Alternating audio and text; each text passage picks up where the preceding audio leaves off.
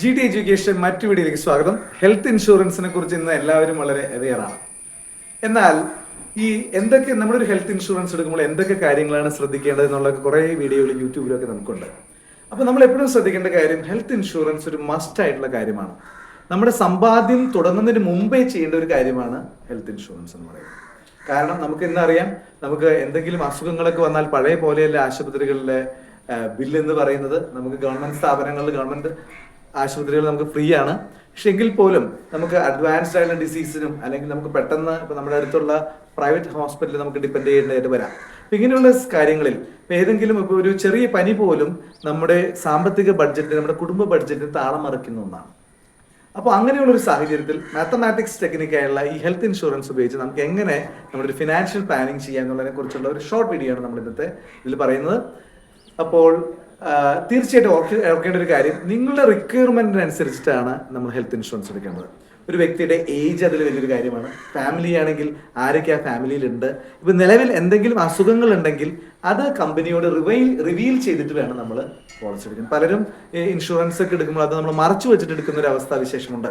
അപ്പോൾ ചിലപ്പോൾ കമ്പനികൾ അതിനെ ബേസ് ചെയ്ത് നമുക്ക് പോളിസികൾ തരാതിരിക്കാം. പക്ഷെ നിങ്ങൾ മറച്ചു വെച്ച് എടുത്തു കഴിഞ്ഞാൽ നാളെ നിങ്ങൾക്ക് എന്തെങ്കിലും ക്ലെയിം വന്നാൽ ചിലപ്പോൾ അത് നിരാകരിക്കാൻ സാധ്യതയുണ്ടാകും. കാരണം നമുക്ക് ക്ലെയിം കിട്ടുന്നതിന് വേണ്ടിയിട്ടാണ് നമ്മൾ ഹെൽത്ത് ഇൻഷുറൻസ് എടുക്കുന്നത് തന്നെ. അപ്പോൾ നമ്മൾ കൃത്യമായിട്ടുള്ള വിവരങ്ങൾ കൊടുത്തിട്ട് ഹെൽത്ത് ഇൻഷുറൻസ് പോളിസി എടുത്തു കഴിഞ്ഞാൽ അതിന് കൃത്യമായിട്ടുള്ള കാര്യങ്ങൾ മനസ്സിലാക്കുക. അത് ആരാണോ നിങ്ങൾക്ക് പ്രൊവൈഡ് ചെയ്യുന്നത് ഈ പോളിസി, അയാളോട് ചോദിച്ച് വ്യക്തമായിട്ട് മനസ്സിലായില്ലെങ്കിൽ അതിൻ്റെ യൂട്യൂബും അല്ലെങ്കിൽ നമുക്ക് ഗൂഗിളിലൊക്കെ അതിൻ്റെ എല്ലാ ഡീറ്റെയിൽസും അതിലുണ്ടാകും. ആ കാര്യങ്ങൾ കൃത്യമായിട്ട് മനസ്സിലാക്കി അതിൻ്റെ നിബന്ധനകൾ മനസ്സിലാക്കി നമ്മൾ ഹെൽത്ത് ഇൻഷുറൻസ് പോളിസി എടുത്താൽ നമുക്ക് ജെന്യുവിനായിട്ടുള്ള കേസുകൾക്ക് തീർച്ചയായിട്ടും ഹെൽത്ത് ഇൻഷുറൻസ് കിട്ടും എന്നുള്ളതാണ് എൻ്റെ ഒരു പേഴ്സണലായിട്ടുള്ള അഭിപ്രായം.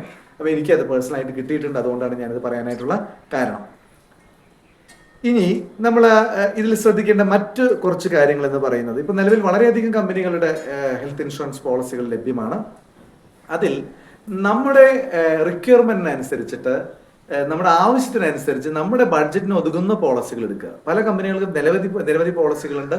അപ്പോൾ പലരും വിചാരിക്കുന്നത് ഈ ഹെൽത്ത് ഇൻഷുറൻസിന്റെ പ്രത്യേകത എന്ന് പറഞ്ഞാൽ നമ്മൾ അടയ്ക്കുന്ന പൈസ നമുക്ക് അസുഖം വന്നാൽ മാത്രമാണ് നമുക്ക് ഹോസ്പിറ്റലിൽ ക്ലെയിം ചെയ്യാനായിട്ട് പറ്റുള്ളൂ. നമ്മൾ ഹെൽത്ത് ഇൻഷുറൻസ് എടുത്തൊരു ഒരു വ്യക്തിയെ സംബന്ധിച്ചിടത്തോളം പോളിസി ആക്റ്റീവ് ആയാൽ തൊട്ടടുത്ത ദിവസം മുതൽ നമുക്ക് ആക്സിഡന്റ് കവറേജ് ലഭ്യമാണ്. എന്നാൽ ഒരു മാസത്തിന് ശേഷമാണ് ഹോസ്പിറ്റലിൽ അഡ്മിറ്റ് ആകുന്ന ബില്ലുകൾ അല്ലെങ്കിൽ നമുക്ക് കിട്ടുള്ളൂ. മിക്ക കമ്പനികൾക്കും ഈ പറയുന്ന പോലെ ഹെൽത്ത് ഇൻഷുറൻസ് കാർഡ് അവൈലബിൾ ആണ്. ഇപ്പോൾ ക്യാഷ്ലെസ് ആയിട്ടുള്ള ഫെസിലിറ്റി മിക്ക ഹോസ്പിറ്റലുകളിൽ ആ നെറ്റ്വർക്കുള്ളടത്ത് കിട്ടും. അപ്പോൾ നെറ്റ്വർക്ക് ഹോസ്പിറ്റലുകൾ ഉണ്ടെങ്കിൽ അതിൽ തന്നെ നിങ്ങൾ പോകാനായിട്ട് ശ്രമിക്കണം. ഇനി അങ്ങനെ ഇല്ല എന്നുണ്ടെങ്കിൽ നമുക്ക് അത് പിന്നീട് ക്ലെയിം ചെയ്യാവുന്നതാണ്. അപ്പോൾ നിങ്ങളുടെ മൊബൈലിൽ അതിൻ്റെ ഡീറ്റെയിൽസും കാര്യങ്ങളൊക്കെ നിങ്ങൾ സ്റ്റോർ ചെയ്യുക. ഇപ്പോൾ ഒരു കമ്പനിക്കും എൻ്റെ അറിവനുസരിച്ച് നമുക്ക് പേപ്പറായിട്ടുള്ള ഡോക്യുമെന്റ്സ് കിട്ടുന്നത് വളരെ കുറവാണ് എന്നുള്ളതാണ് നമുക്കറിയാൻ സാധിക്കുന്നത്. അപ്പോൾ ചിലപ്പോൾ പേപ്പർ ഡോക്യുമെന്റ്സ് ഇപ്പോഴും കൊടുക്കുന്ന കമ്പനികളുണ്ടാവും. അപ്പോൾ നമ്മുടെ മൊബൈലിൽ എപ്പോഴും നമ്മുടെ കൂടി നമ്മൾ കൊണ്ടുനടക്കുന്ന മൊബൈലിൽ ഇതിൻ്റെ ഡീറ്റെയിൽസ് ഒക്കെ നിങ്ങൾ സ്റ്റോർ ചെയ്യുക. നിങ്ങളുടെ വീട്ടിലുള്ള കുടുംബാംഗങ്ങളോടും നിങ്ങൾ ഹെൽത്ത് ഇൻഷുറൻസിന്റെ കാര്യങ്ങൾ പറയുക. കാരണം നമ്മളിപ്പോൾ അസുഖമായിട്ട് ആശുപത്രിയിലായി കഴിഞ്ഞാൽ ചിലപ്പോൾ നമുക്ക് ഇതിനെക്കുറിച്ച് നമ്മൾ ചിലപ്പോൾ അബോധാവസ്ഥയിലൊക്കെ ആയിരിക്കാം. അപ്പോൾ നമ്മുടെ കുടുംബാംഗങ്ങൾക്ക് ഇതിനെക്കുറിച്ചുള്ള വ്യക്തമായിട്ടുള്ള അറിവുണ്ടായിരിക്കണം. അങ്ങനെ നമ്മൾ ചെയ്തു കഴിഞ്ഞാൽ നമ്മുടെ ആകസ്മികമായിട്ട് വരുന്ന ആശുപത്രി ചെലവുകൾക്ക് വലിയൊരു ഉപകാരമായിരിക്കും ഹെൽത്ത് ഇൻഷുറൻസ് എന്ന് പറയുന്നത്. അത് ഏറ്റവും നല്ല നിങ്ങൾക്ക് ആവശ്യമായിട്ടുള്ള കാര്യങ്ങൾ, ആ പോളിസിയുടെ മാനദണ്ഡങ്ങൾ എന്തൊക്കെയാണോ, ക്രൈറ്റീരിയസ് എന്തൊക്കെയാണ്, അത് കൃത്യമായിട്ട് മനസ്സിലാക്കി നമുക്ക് എപ്പോഴും സർവീസ് നന്നായിട്ട് അവൈലബിൾ ആയിട്ട് കിട്ടുന്ന ഒരു ഏജന്റിൽ നിന്ന് എടുക്കുന്നത് തന്നെയായിരിക്കും അതിൽ ഏറ്റവും നല്ലത്. ഓൺലൈൻ പോളിസികളെക്കാളും നല്ലത് അതായിരിക്കുമെന്നാണ് എൻ്റെ പേഴ്സണലായിട്ടുള്ള അഭിപ്രായം. നിങ്ങൾക്കും അത് അറിവുള്ളതായിരിക്കും. അപ്പോൾ ഇത്രയും കാര്യങ്ങളാണ് ഹെൽത്ത് ഇൻഷുറൻസിനെ കുറിച്ച് പറയാനുള്ളത്. തീർച്ചയായിട്ടും നിങ്ങൾക്ക് ഇതിൽ പല കാര്യങ്ങൾ അറിയുന്നുണ്ടാവാം, എങ്കിലും അറിയാത്തവരുടെ അറിവിലേക്ക് വേണ്ടിയിട്ടാണ് ഇത്രയും കാര്യങ്ങൾ പറഞ്ഞത്. മറ്റു വീഡിയോയുമായി നമുക്ക് വീണ്ടും കാണാം.